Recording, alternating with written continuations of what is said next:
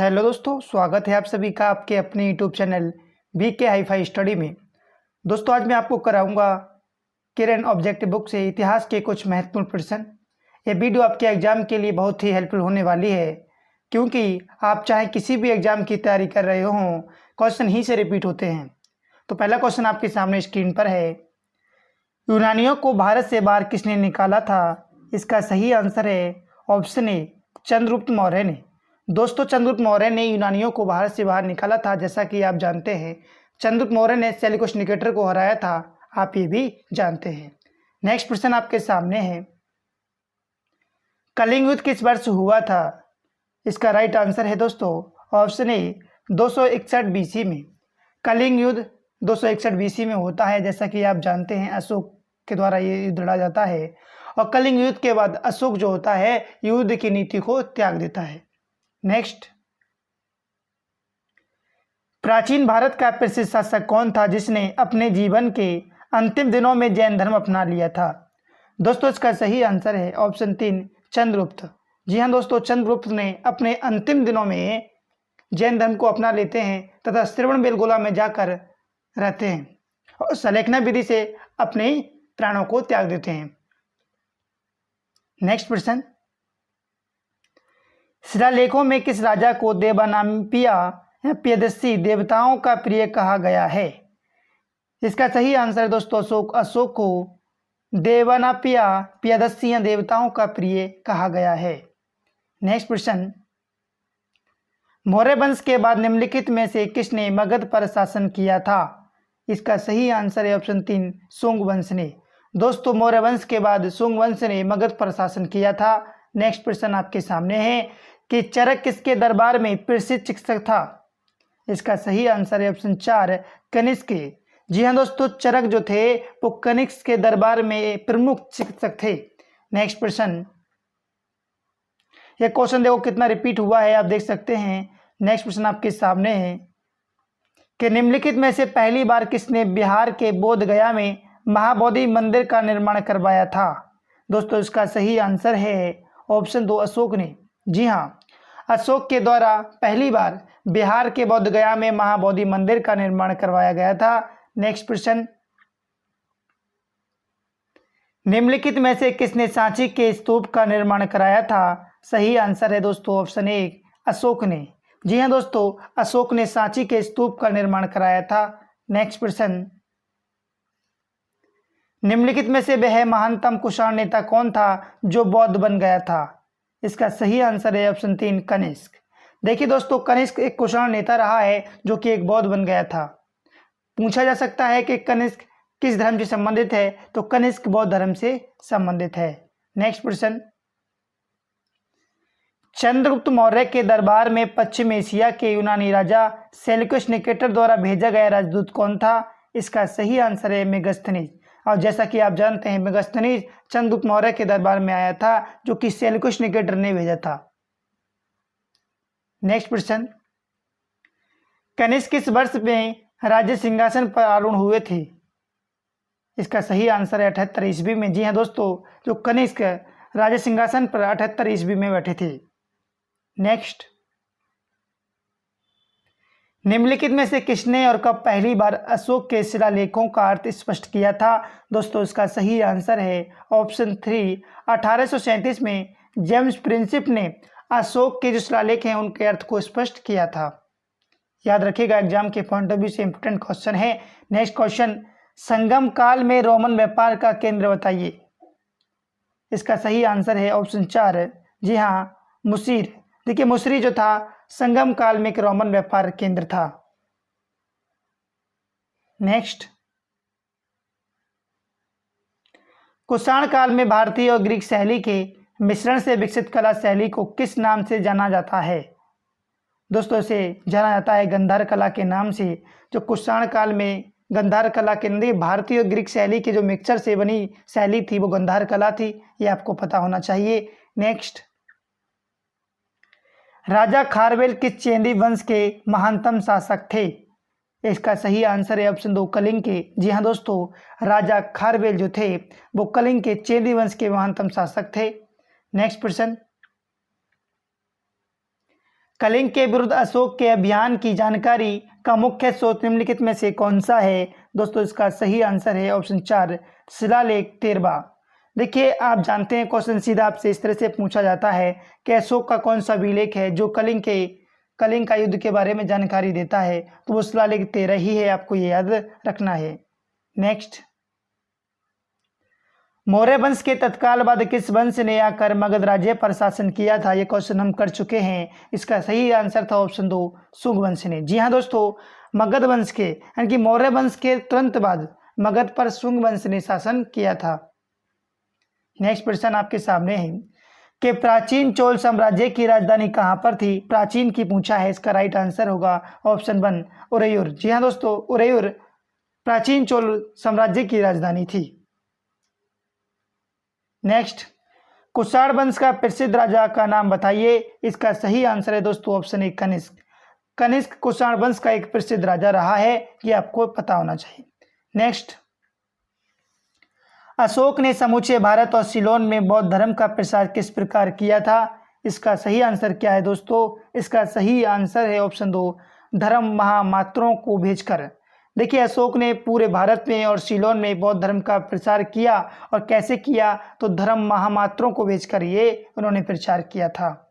Next, किस शिला राजदेश में अशोक ने कलिंग युद्ध के हताहतों का उल्लेख किया है और युद्ध त्याग की घोषणा की है? मैं अभी बता चुका हूं, इसका सही आंसर है दोस्तों ऑप्शन 2 शिलालेख राजदेश 13 में अशोक ने वर्णित किया है कलिंग युद्ध के बारे में।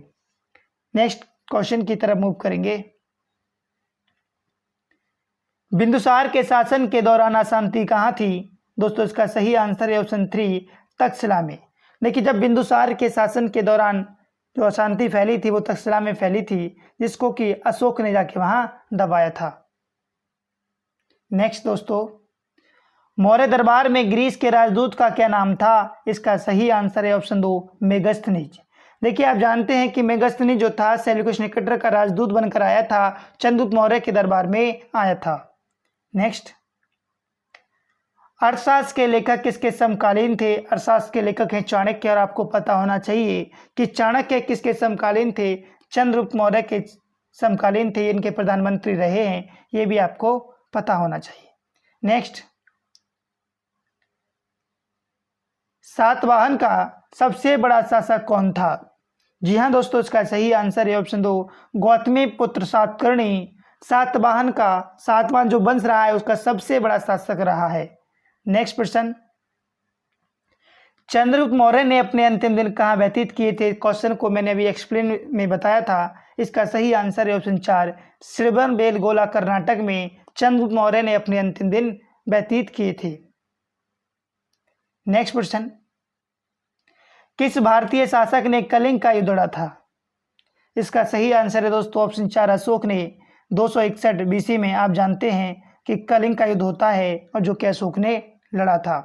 नेक्स्ट प्रश्न, निम्नलिखित में से कौन सा शासक कुषाण वंश से संबंधित था? इसका सही आंसर है दोस्तों ऑप्शन 3 कैडफिसेस प्रथम। कैडफिसेस प्रथम कुषाण वंश का एक शासक रहा है, ये आपको याद होना चाहिए। नेक्स्ट, सातवाहन साम्राज्य के संस्थापक कौन थे? इंपोर्टेंट क्वेश्चन है। इसका सही आंसर है दोस्तों ऑप्शन 2 सिमुक। देखिए सातवाहन साम्राज्य के संस्थापक सिमुक थे। नेक्स्ट प्रश्न, गंधार कला किन दो कलाओं का संयोजन है? ये क्वेश्चन मैं अभी पीछे करा चुका हूं। इसका सही आंसर है ऑप्शन 2 हिंद और यूनानी, यानी कि हिंद और यूनानियों का जो मिश्रण है कलाओं का, उसे गंधार कला कहा गया है। नेक्स्ट, संगम साहित्य के संरक्षक कौन थे? इसका सही आंसर है दोस्तों ऑप्शन 3 पांडे। जी हाँ जी दोस्तों, पांडे संगम साहित्य के संरक्षक रहे हैं। दोस्तों वीडियो पसंद आए तो लाइक जरूर करना। नेक्स्ट प्रश्न आपके सामने है कि अशोक के शिलालेख पर किस लिपि का प्रयोग किया गया था? इसका सही आंसर है दोस्तों ब्रह्मी। जी हाँ दोस्तों, ब्रह्मी लिपि का प्रयोग किया गया है अशोक के शिलालेखों में। नेक्स्ट प्रश्न, मौर्य साम्राज्य की राजधानी कहाँ स्थित थी? इसका सही आंसर है दोस्तों ऑप्शन 1 पाटलिपुत्र। मौर्य साम्राज्य की जो राजधानी है वो दोस्तों पाटलिपुत्र थी। नेक्स्ट प्रश्न, भारतीय कला का वह कौन सा स्कूल है जो ग्रीको रोमन बौद्ध आर्ट के नाम से भी जाना जाता है? दोस्तों इसका सही आंसर है ऑप्शन 3 गंधार कला। मैं आपको बता चुका हूं गंधार है इसका सही आंसर। नेक्स्ट प्रश्न, अशोक किस राजवंश के राजा थे? इसका सही आंसर है दोस्तों ऑप्शन 3 मौर्य वंश के। दोस्तों जैसा कि आप सभी जानते हैं कि अशोक मौर्य वंश के एक राजा थे। नेक्स्ट प्रश्न, धम्म की शिक्षा देने के लिए अशोक ने किन पदाधिकारियों की नियुक्ति की थी? इसका सही आंसर है दोस्तों ऑप्शन 4 धम्म महामात्र। देखिए धम्म की शिक्षा देने के लिए अशोक ने धम्म महामात्र पदाधिकारियों की नियुक्ति की थी। नेक्स्ट प्रश्न दोस्तों आपके सामने है, संगम युग का तौलियाक्यपयम साहित्य का सबसे बड़ा कार्य क्या है? इसका सही आंसर है दोस्तों तमिल। देखिए संगम युग का तौलिकापियम तमिल साहित्य का सबसे बड़ा कार्य है।